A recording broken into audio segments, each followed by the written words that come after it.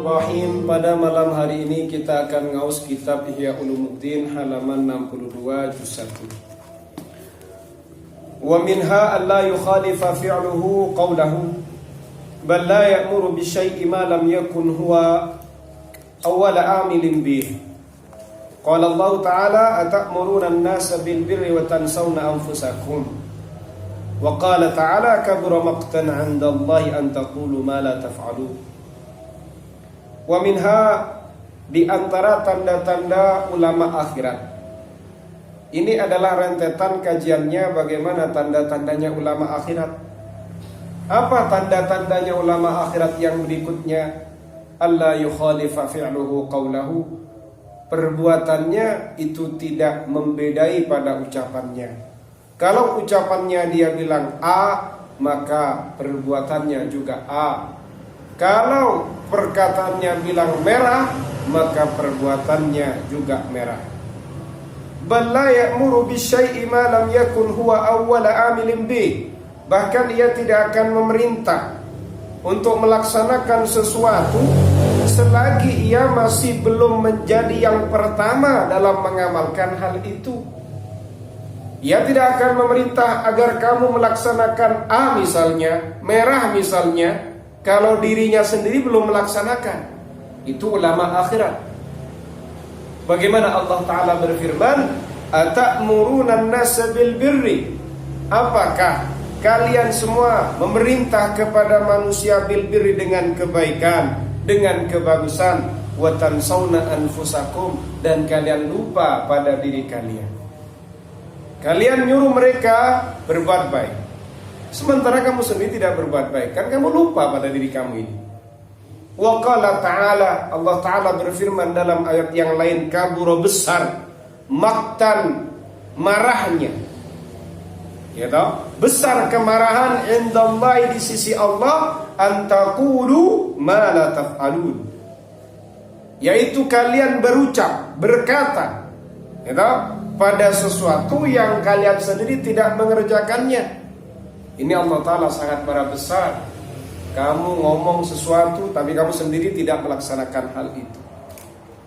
Wa qala ta'ala, Allah Ta'ala berfirman fi qissati Syuaib, dalam ceritanya Nabi Syuaib, wa ma uridu an ukhalifakum, aku ini tidak ingin membedai kalian, ila ma anhaakum an, kepada apa yang aku melarang kalian, anhu dari ma.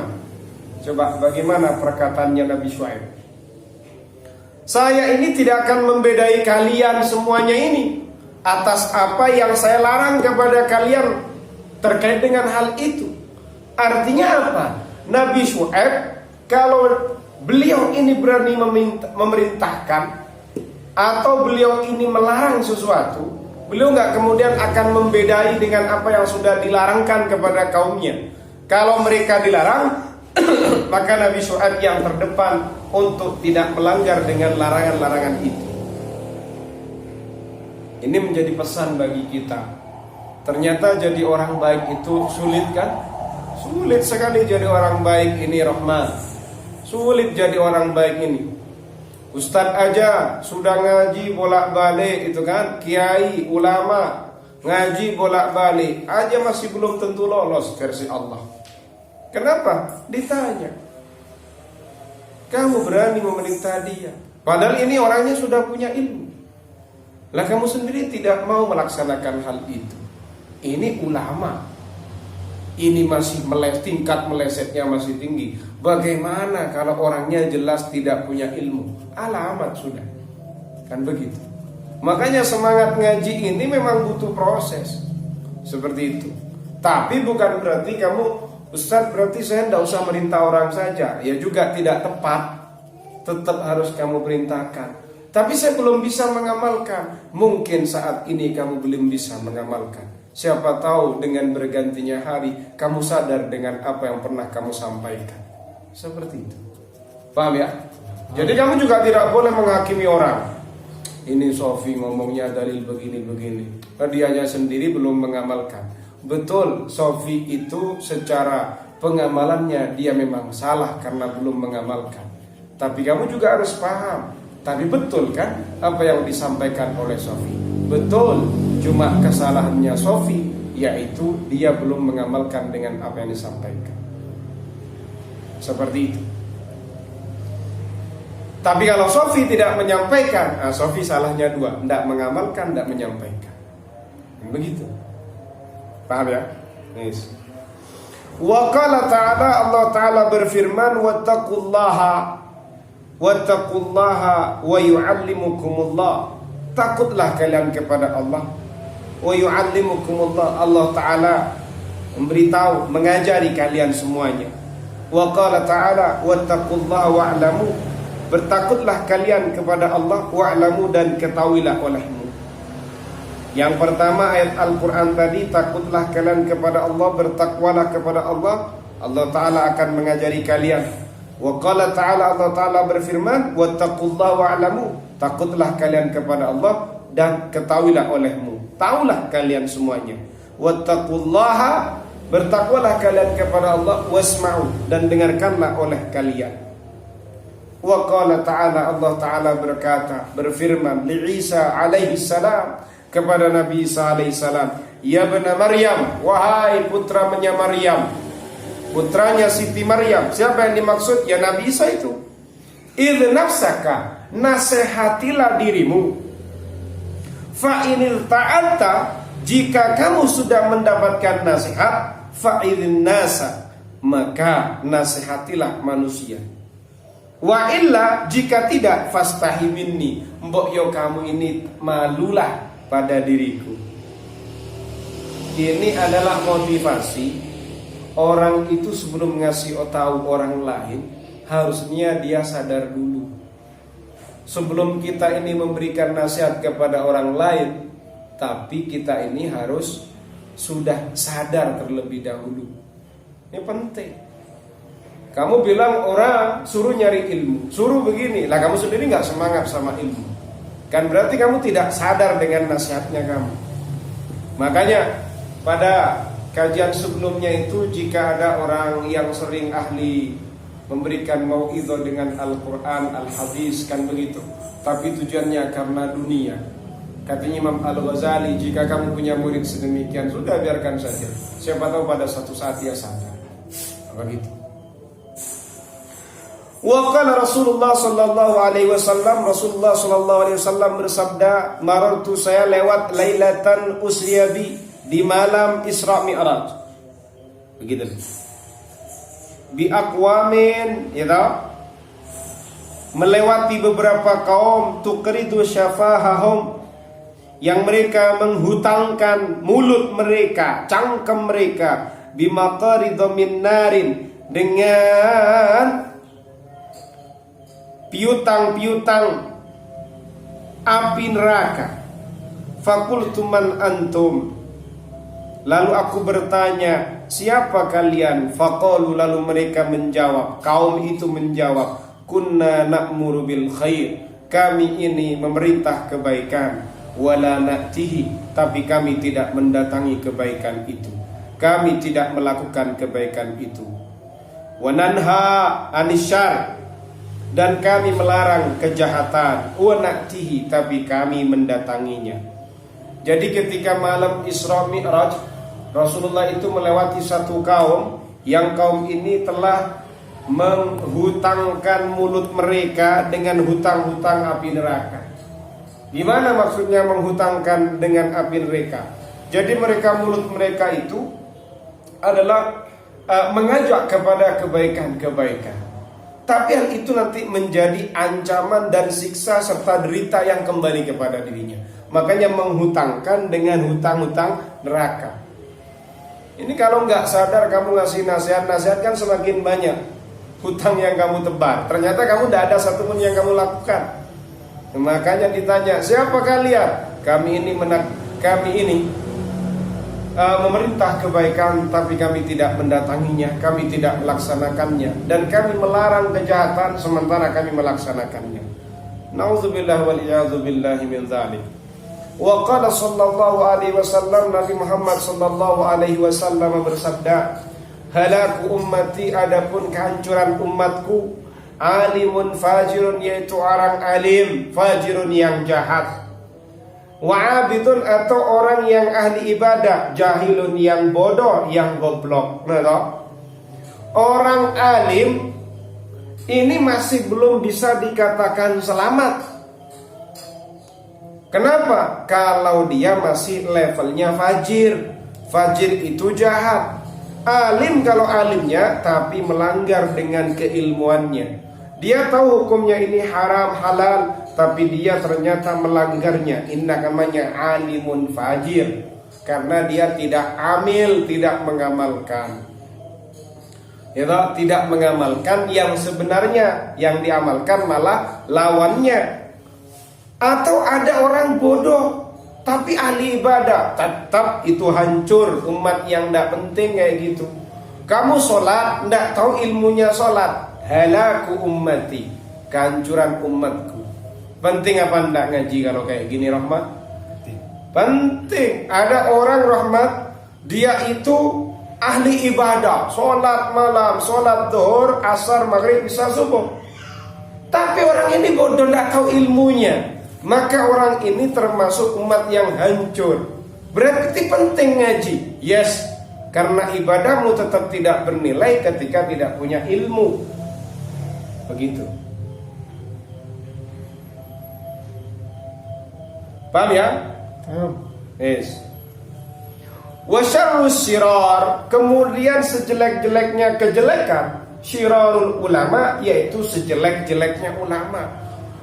Jelek-jeleknya perkara yang jelek itu siapa? Ya ulama yang paling buruk, ulama yang paling jelek, ulama duniawi, ulama yang tidak pernah mengamalkan ilmunya.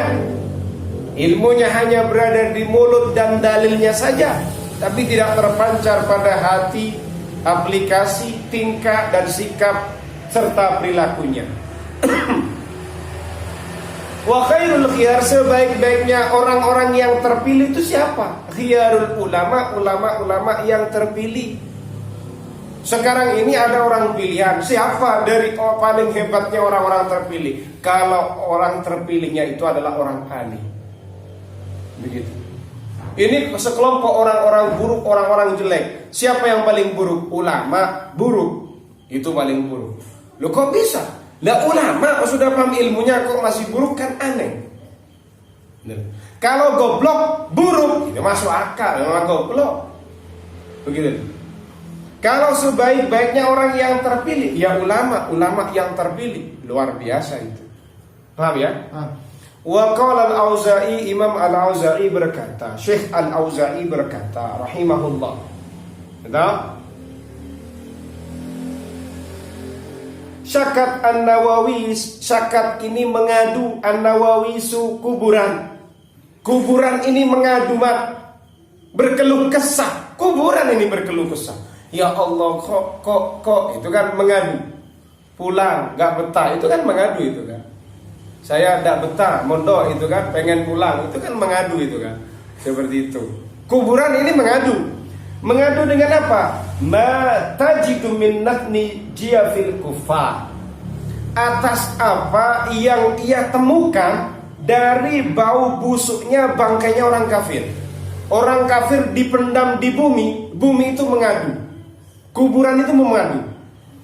Orang-orang kafir mati, kemudian dipendam, dibuatkan kuburan. Kuburannya mengadu. Kenapa? Baunya busuk luar biasa. Yes. Fa'auhallahu ilaiha butuna ulama isu. Lalu kemudian Allah Ta'ala mewahyukan, memberikan wahyu kepada kuburan tadi, butuna ulama su, yaitu pada batinnya, perutnya ulama su. Maka bagaimana? Antana mimma antum fihi. Lalu Allah Ta'ala ngasih tahu, ini loh perutnya ulama su lebih busuk daripada bangkainya orang kafir. Allah, na'udzubillah wal iyadzubillah. Ini motivasi kepada kita. Kamu jangan takut, aduh berat jadi ulama, apalagi jadi juhala, kan begitu nanti. Orang itu kalau jadi ulama, setidaknya kamu sudah tahu cara jalannya untuk taubat. Kalau kamu sudah bodoh, kamu gimana? Disuruh berhijrah, suruh taubat, gimana mau taubat? Enggak tahu apa-apa. Lalu kalau sudah punya ilmu, sik mending begitu. Tapi kalau ternyata nggak taubat-taubat, lebih busuk daripada bangkainya orang kafir.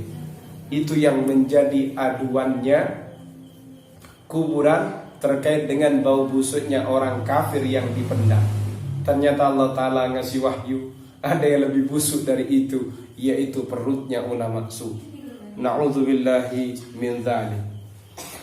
Wa qala al-Fudail ibn Iyad, Fudail bin Iyad berkata rahimahullah, balaghani, sampai kepadaku, katanya Fudail bin Iyad, annal fasaqata, bahwasannya orang-orang fasik, minal ulama, dari sekelompok para alim, yubda'u bihim yaumal qiyamati qabla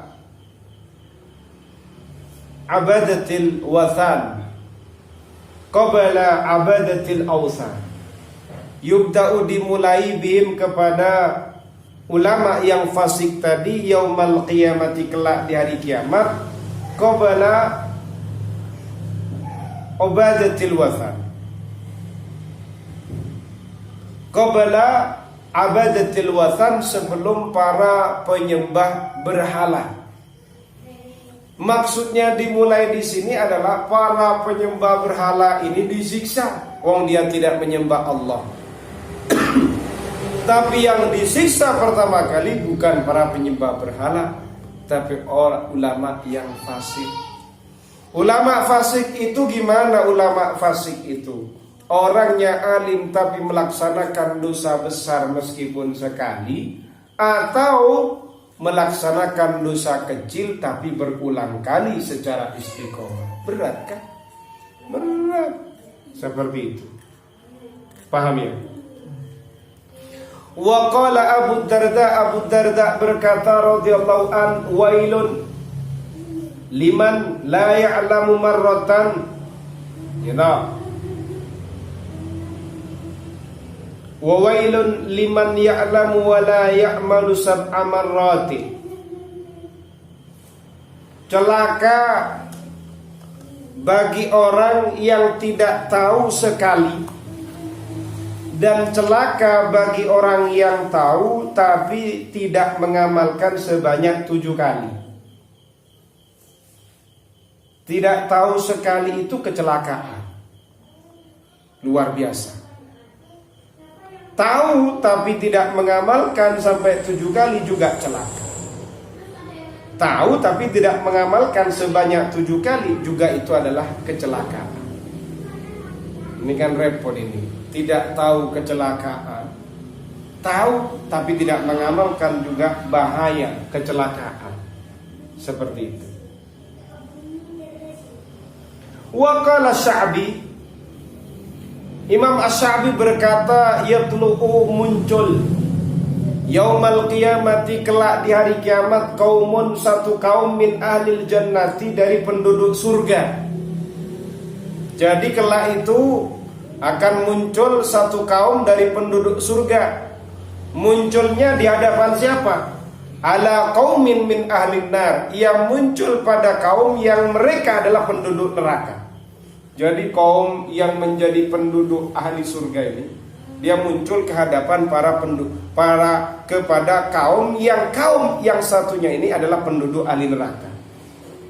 Fayaquluna lahu, lalu kaum yang menjadi yang tertakdirkan masuk surga ini berkata